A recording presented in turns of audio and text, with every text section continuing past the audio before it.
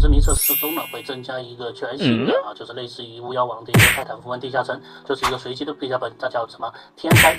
天灾的一个随机，大家可以看这个界面。然后这个呢，它会获得一个随机组队，就是你们进去刷什么至尊石碎片，有了这个碎片呢，就可以玩家可以去 NPC 换去 PVE 的装备。这个装备也是在我们团本与小号之间过渡的一种，所以说再也不用担心你在熊猫人的装等不够你可以通过刷5人本的一个超级随机来获取。这个改动呢也是前所未有的，再加上熊猫人呢这很多职业的调整，谁强谁弱呢，我们还要看以后的分析。最后谢谢。